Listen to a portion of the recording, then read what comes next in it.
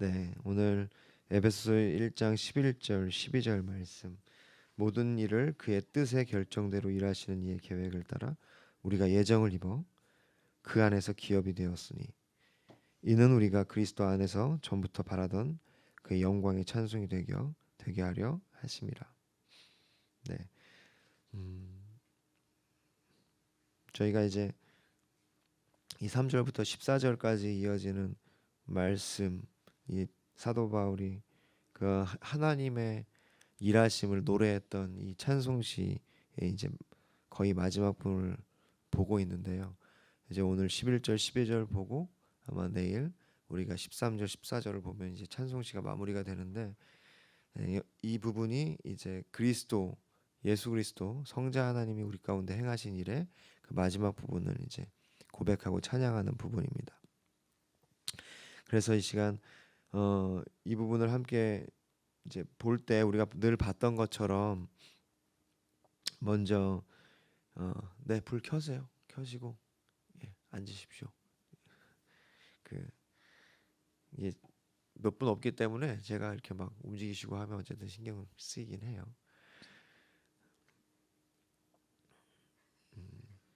모든 일을 그의 뜻의 결정대로 일하시는 이의 계획을 따라 우리가 예정을 입어 그 안에서 기업이 되었으니 이는 우리가 그리스도 안에서 전부터 바라던 그의 영광의 찬송이 되게 하려 하심이라. 네, 헬라어로 우리가 이 이제 원문으로 또 구절을 보면은 이 말씀은 엔호 이렇게 해가지고 그 안에서 이렇게 시작돼요. 그리고 카이 클레로 데멘 해가지고 클레로, 그러니까 우리가 택함을 기업이 되었다, 택함이 되었다 이런 뜻입니다. 그러니까 이 구절에 우리 한글 성경으로 그 맨 마지막 부분이 이제 처음으로 이제 기록되어 있는데요. 그러니까 그의 안에서 우리가 기업이 되었다. 그런데 이것이 어떤 것이냐면 예정을 받았는데 모든 것을 역사하시는 그 하나님의 그 계획을 따라 그 기쁘신 뜻에 따른 목적, 그것을 따라서 우리가 택하심을 받았다는 것입니다. 그리고 그 12절은 그래서 우리가 영광의 찬송이 되도록 그분께서 하셨고, 그것은 우리가 그리스도 안에서 전부터 소망하던 바라던 바이다. 이렇게 이제 헬라어 성경 원문은 되어 있습니다. 그러니까 이 말씀을 통해서 먼저 보고 싶은 것은 첫 번째는 오직 예수 그리스도 안에서입니다. 그러니까 이 말씀이 헬라어로 봤을 때는요, 처음이 그의 안에서로 시작돼서요, 11절이. 그리고 그 12절 마지막 부분이 엔호 크리스토스, 그러니까 그리스도 안에서, 그러니까 엔호 그의 안에서 시작돼서 엔호 크리스토스, 그리스도 안에서, 그러니까 그리스도 안에서 시작돼서 그리스도 안에서 끝나는 그런 문장이 되는 거죠. 그렇습니다. 모든 것은 그리스도 안에서만이 가능하다는 말씀입니다. 우리가 바라는, 성경이 말하는 그 하나됨, 그리스도 안에서 통일되게 하려는 그 하나님의 뜻, 하나님의 뜻이 이루어지는 모든 것은요, 그리스도 안에서만이 의미가 있고, 의미가 있을 뿐만 아니라 그리스도 안에서만이 가능한 하나님의 뜻입니다. 그러니까 하나님의 뜻은 예수 밖에서는 절대로 이루어질 수가 없어요. 우리가 예수 그리스도를 믿다 보면 그런 얘기를 하거든요. 보편적인 진리, 보편적인 정의를 얘기합니다. 그러니까 성경에서 얘기하는 그런 정의들이 세상에서 말하는 정의와 같지 않냐? 그러면 하나님을 모르는 사람들이 행하는 정의도 이제 어쨌든 그것이 정의 아니냐? 정의는 맞아요. 그러니까 좋은 열매들을 맺을 수 있습니다. 그러나 그리스도 안에서 맺는 열매를 맺을 수 있는 건 아니에요.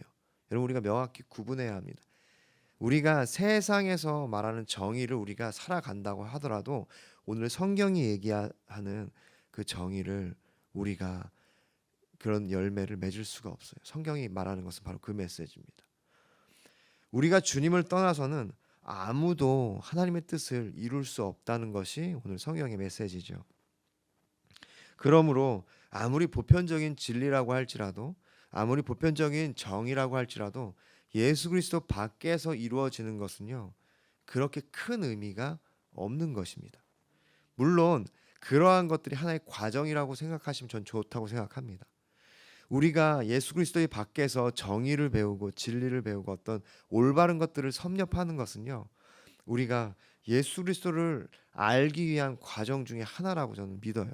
그렇지만 만약 예수 그리스도 밖에서 우리가 그러한 정의와 그러한 공의들을 행하는 것이 하늘나라에서도 의미 있다고 얘기하면 그건 성경의 메시지가 아니라는 겁니다.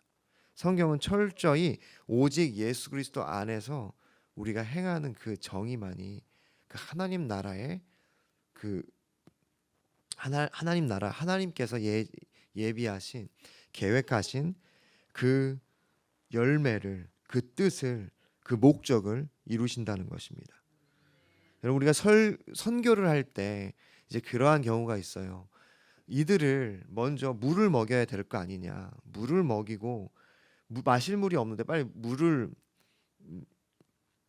이제 뭐 펌프 같은 거 사용하거나 아니면 이제 우물을 파줘서 아프리카에 물을 공급을 한 후에 그리고 그 다음에 복음을 전해야 되지 않냐. 저는 맞다고 생각합니다. 그렇지만 그 물을 공급하는 것 자체가 복음을 전하는 건 아니라는 거죠. 어떤 분들은 그렇게 얘기를 하거든요. 그렇게 물을 공급하는 게 복음을 전하는 거다.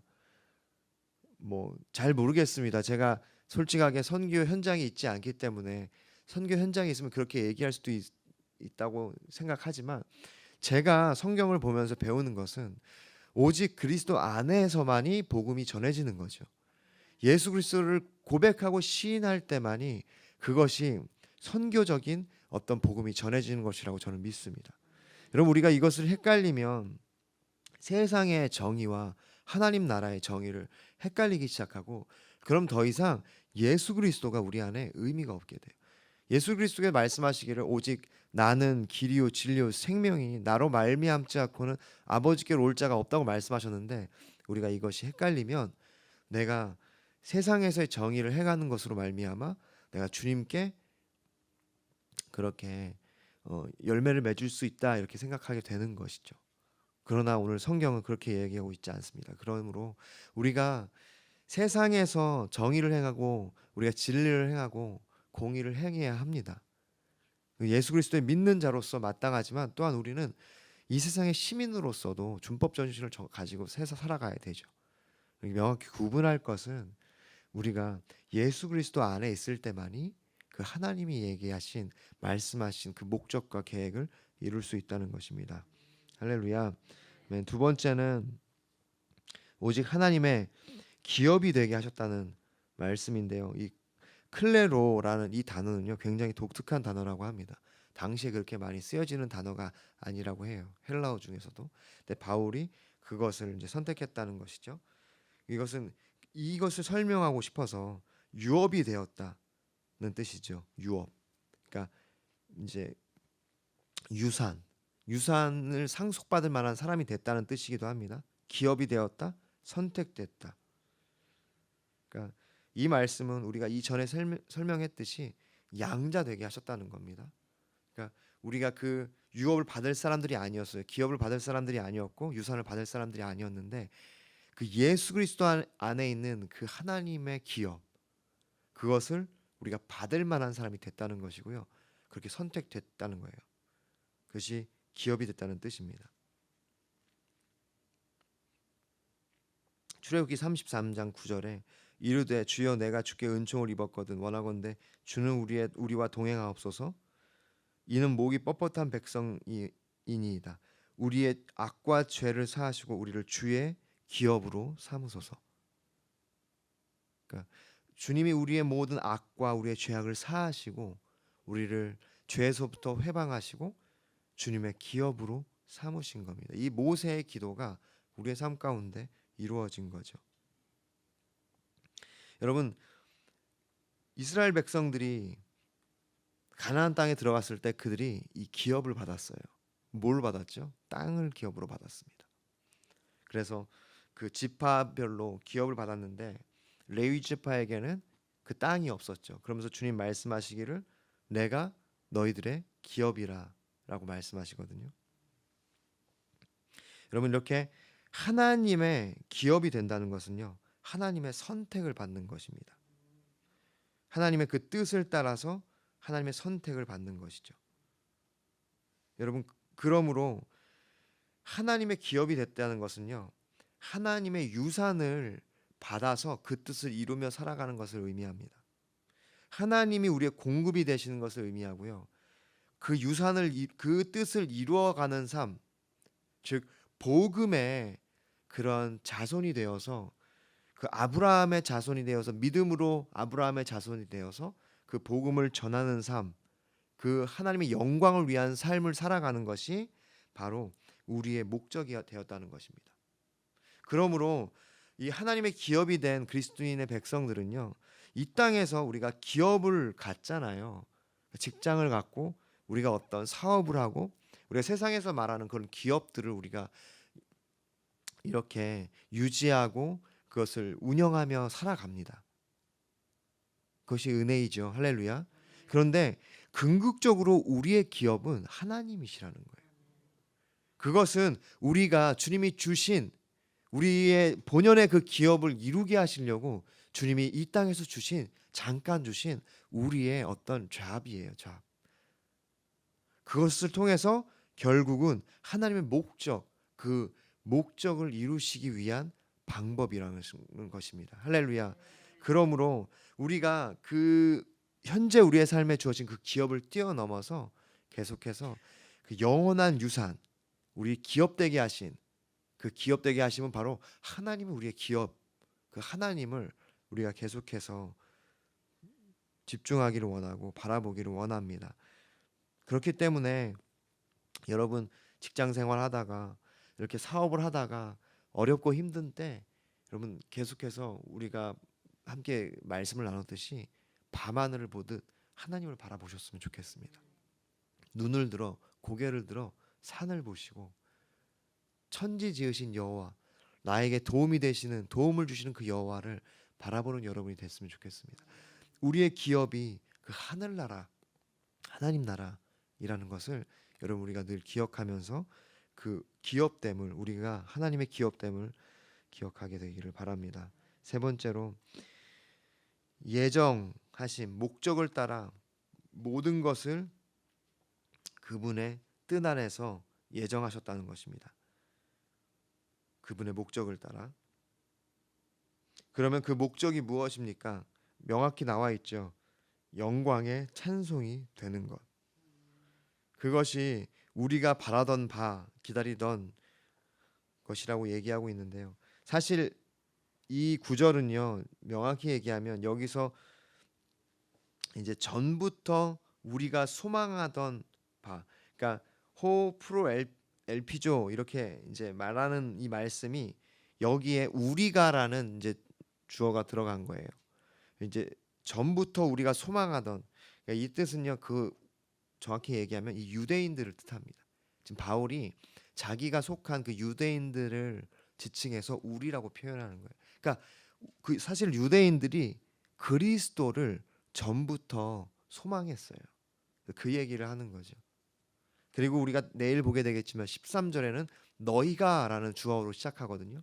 그 너희가는 바로 이방인들 중에 예수 그리스도를 믿고 이제 그 기업이 된 사람들. 그러니까 이제는 믿음으로 아브라함의 자손이 된 사람들은 이제 그렇게 얘기하는 거예요. 그러니까 그 유대인과 그 이방인들이 모두 예수 그리스도 안에서 하나 된 것을 의미하는 거죠. 모두가 기업이 된 거예요. 그러니까 중요한 것은 어떤 목적이었냐면 우리가 그분의 영광의 찬송이 되게 하는 것이 목적이라는 것입니다. 그것이 주님의 목적이죠. 이것이 우리의 삶의 진짜 소망이고 이것이 우리의 삶의 진정한 비전이고 목적임을 여러분 믿으시기를 바랍니다. 그래서 그것을 가지고 우리가 살아갔으면 좋겠어요. 이사야서 43장 7절, 내 이름으로 불려지는 모든 자 곧 내가 내 영광을 위하여 창조한 자를 오게 하라. 그를 내가 지었고 그를 내가 만들었느니라. 주님께서 우리를 이렇게 창조하시고 우리를 그 안에서 기업이 되게 하신 것은요, 그분의 영광을 위함이에요. 여러분, 그러므로 여러분이 이 세상을 향하여 저는 주눅들지 않았으면 좋겠습니다. 여러분, 우리가 이 영광을 기억하지 못하면 우리가 이 세상에서 나의 모습을 보면서 사실 비교하기도 하고, 이 세상에서 나의 어떤 것들을 바라보면서 주눅이 들기도 하고, 우리가 이렇게 근심과 걱정에 쌓이게 되거든요. 여러분, 그런데 이 놀라운 말씀을 우리가 기억했으면 좋겠어요. 주님께서 내 이름으로 불려주는 모든 자 곧 내가 내 영광을 위하여 창조한 자. 여러분, 우리는 주님의 영광을 위하여 창조한 자임을 믿고 기억하였으면 좋겠습니다. 주님이 이렇게 예정하시고 목적을 따라 그분이 모든 것을 이루시는데, 그분께서 이렇게 우리를 예정하신 이유가 바로 이 영광의 찬송이 되게 하려 하심이라는 것입니다. 고린도전서 10장 31절 33절, 그런즉 너희가 먹든지 마시든지 무엇을 하든지 다 하나님의 영광을 위하여 하라. 유대인에게나 헬라인에게나 하나님의 교회나 거치는 자가 되지 말고 나와 같이 모든 일에 모든 사람을 기쁘게 하여 자신의 유익을 구하지 아니하고 많은 사람의 유익을 구하여 그들로 구원을 받게 하라. 무엇을 하든지 다 하나님의 영광을 위하여 하는 것은요, 33절, 그들로 구원을 받게 하라. 여러분, 복음을 전하기 시작하는 겁니다. 여러분이 복음을 전할 때 하나님께서 영광 받으시는 줄 믿으시길 바랍니다.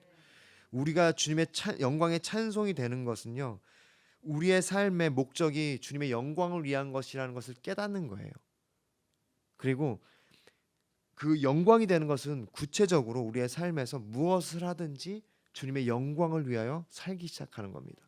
내가 이 세상을 살아갈 때 주눅들지 않고, 비록 내가 가진 것이 없고 내가 연약하고 내가 남들보다 좀 못한 것 같아도 내가 그 영광을 위하여 창조한 주님의 영광의 창조물이라는 것, 그런 기업이라는 것을 잊지 않고 우리가 그렇게 살아가는 겁니다.